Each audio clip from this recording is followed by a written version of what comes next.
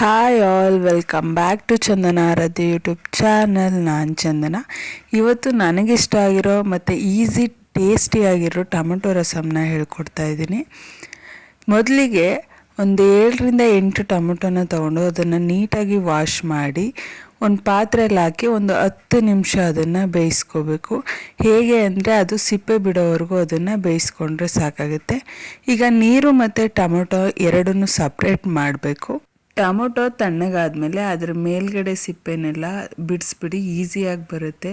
ಅದೆಲ್ಲನೂ ಕೂಡ ಸಪ್ರೇಟ್ ಮಾಡಿದ್ಮೇಲೆ ನಾವು ಬೇಯಿಸಿರೋ ನೀರು ಏನಿರುತ್ತೆ ಅದನ್ನೇ ಸ್ವಲ್ಪ ಸ್ವಲ್ಪ ಹಾಕ್ಕೊಂಡು ಕೈಯಲ್ಲಿ ಸ್ಮ್ಯಾಶ್ ಮಾಡಿಕೊಂಡು ನೀಟಾಗಿ ಸ್ಮ್ಯಾಶ್ ಮಾಡ್ಕೊಳ್ಳಿ. ಹೇಗೆ ಅಂದರೆ ಈ ರೀತಿ ಸಿಪ್ಪೆ ಎಲ್ಲ ತೆಗೆದುಬಿಡಬೇಕು. ಬರೀ ನೀರು ಮತ್ತು ಸೀಡ್ಸ್ ಮಾತ್ರ ಇರೋ ರೀತಿ ಸಪ್ರೇಟ್ ಮಾಡಿಕೊಂಡ್ರೆ ಇದು ರೆಡಿ ಆಗುತ್ತೆ. ನೆಕ್ಸ್ಟು ಒಗ್ಗರಣೆಗೆ ಜೀರಿಗೆ, ಮೆಣಸು, ಸಾಸಿವೆ, ಬೆಳ್ಳುಳ್ಳಿ, ಒಣಮೆಣಸಿನ ಮತ್ತು ಈರುಳ್ಳಿನ ಸ್ವಲ್ಪ ಹೆಚ್ಚಾಗಿ ತೊಗೊಳ್ಳಿ, ಚೆನ್ನಾಗಿರುತ್ತೆ. ಒಂದು ಬಾಣಲಿ ಇಟ್ಟು ಅದಕ್ಕೆ ಸ್ವಲ್ಪ ಎಣ್ಣೆನ ಜಾಸ್ತಿ ಹಾಕಿ ನಾವು ಒಗ್ಗರಣೆಗೆ ಅಂತ ಏನು ಇಟ್ಕೊಂಡಿರ್ತೀವಿ ಜೀರಿಗೆ, ಮೆಣಸು, ಸಾಸಿವೆನ ಹಾಕಿ ಸ್ವಲ್ಪ ಹೊತ್ತು ಫ್ರೈ ಮಾಡ್ಕೊಳ್ಳಿ.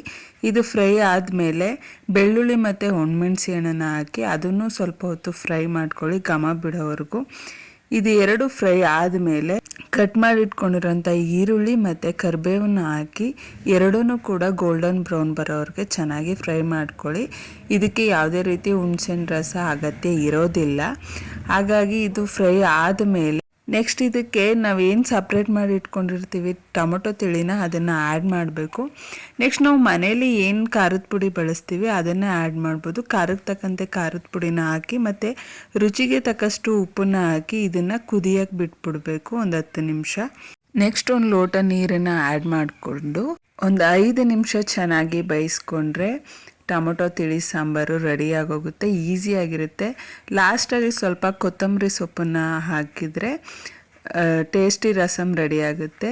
ಒಂದು ಸಲ ಟ್ರೈ ಮಾಡಿ ನೋಡಿ. ನನಗೆ ಸಪೋರ್ಟ್ ಮಾಡೋ ಪ್ರತಿಯೊಬ್ಬರಿಗೂ ಥ್ಯಾಂಕ್ಸ್ ತಿಳಿಸ್ತಾ ಈ ವಿಡಿಯೋನ ಇಲ್ಲಿಗೆ ಏನು ಮಾಡ್ತಿದ್ದೀನಿ. Do subscribe for more videos.